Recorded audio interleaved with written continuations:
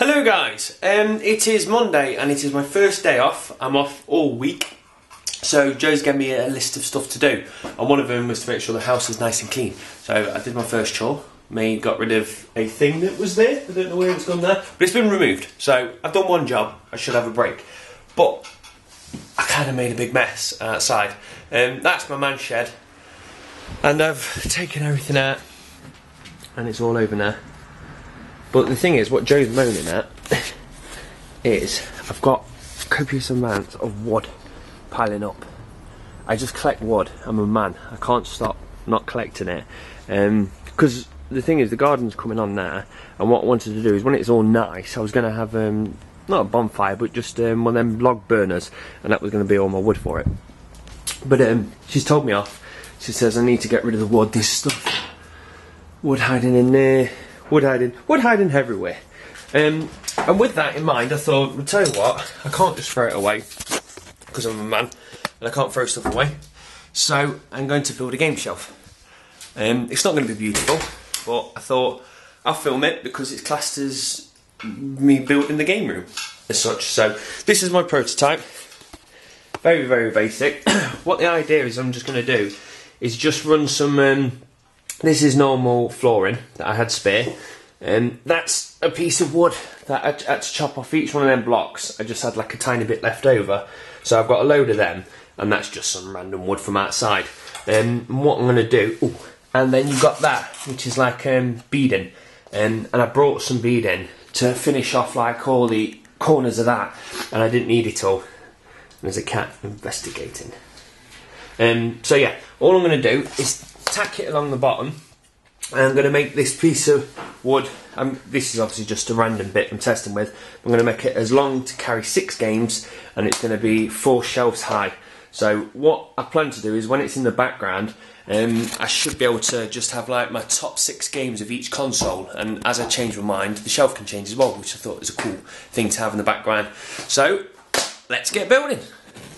Right, first thing I've done is I've measured the cases, because I know obviously all Xbox, GameCube and everything's all going to be the same size, and they're 13.5 centimetres, so that gives me 81 centimetres if I want to have 6 on the shelf. So I've marked wood up, because it's all the same size, so I would have preferred to fit a few more on the shelf, but I knew I could only get 6 with the limited amount of wood I've got.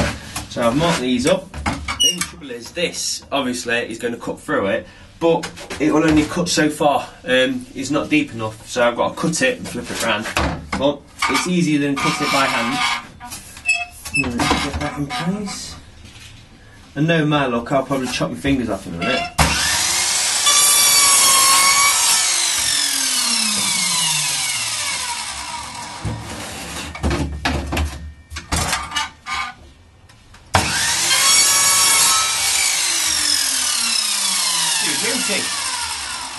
I just need to do that 3 more times, and then I've got to do it for the lip as well, and then I'll fasten them together.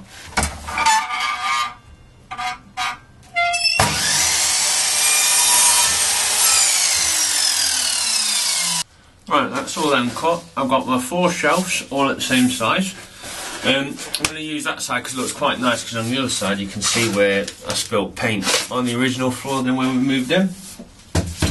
And I've got my 5 lips, so we just need to attach them together now. Right, that's that on there. So you see, very basic idea, just pop that on there. So all I need to do now is do that another 3 times through the shelves, and then with these offcuts that I've taken from the banister, attach them onto the back, and then, well, I'll actually do it at a bit of a different angle so it's not leaning too far back, and then attach that to the back rail.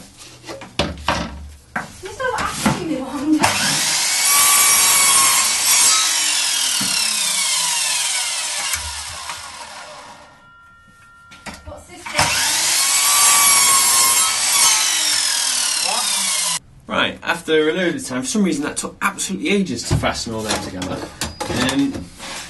What I did is I actually had to put a pilot hole in there, because I thought if I just go and put the screw in myself, I'm going to split the wood and I'm going to waste everything. So they're in, as you can see there's that little gap missing, which was from the original cut. But I've made 4 of those now, so all I need to do is do the actual back plate which I'm going to fasten it to. But I've just realised one thing actually, is the actual DVD sits on the top, and I've realised if I put the next shelf too high on top of it, I'm not actually going to be able to get my fingers in and pull it, because you're not going to be able to grab it that way, because if it's in the middle and there's a game either side, you're not going to be able to grab it that way, and if it's sat on top, I'm not going to be able to grab it that way neither. So luckily enough, I've just thought about that, so I've measured this up now to give me like 3 centimetres clearance on the first 3 shelves, and the top shelf doesn't matter because obviously there's nothing of the top obstructing it. So if I've done my calculations right, I can get my beady fingers in there, so we shall soon find out. Right, there's the shelves when they're actually put together.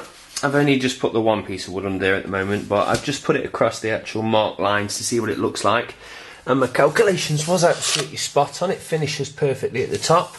So what I'm going to do now is just tack 2 nails in each one, the top, just to hold the top of it. Do the same for the other side.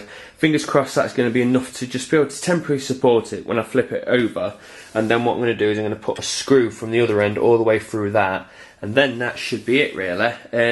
I could do with painting it, but to tell the truth, you're only going to see the lip unless you actually see that quite bad, and then I probably will paint it. I don't know really. What I'll do is we'll fasten it together, we'll chuck it upstairs and see how bad it looks.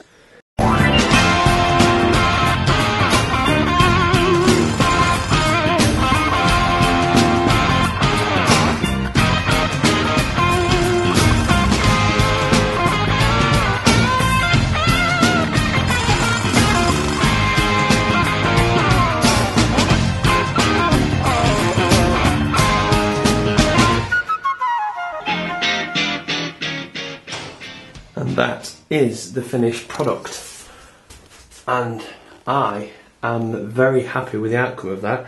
To say that's just a bit of stair banister, flooring and offcuts of wood, even second-hand screws, that's turned out really, really nice. After looking at this now, I was just going to have that and be done with it, but because these obviously fit DVD sized games, I'm going to try and make another one tomorrow if I've got enough offcuts, one which is going to be big enough to fit CDs, because if I can get them to fit CDs, then get all these Dreamcast ones off the floor. Obviously DS and PS1 are CD size, and N64 boxes are practically the same size as a CD box, so I could get all them onto a CD size one, which would be a bit of a result. So yeah, I think I'm going to try and build that tomorrow. I'm going to have to think about how I'm going to do this now, because that is actually all of my DVD sized games collections. Bar one, I think I've got one extra case I couldn't fit on there, but when I start buying some more games, I'm obviously not going to be able to fit them all on there, so I'm thinking of building another one now, because Mega Drive games will obviously fit on there quite nice, and so would NES boxes. So I'm thinking about making one more of them, a CD size one.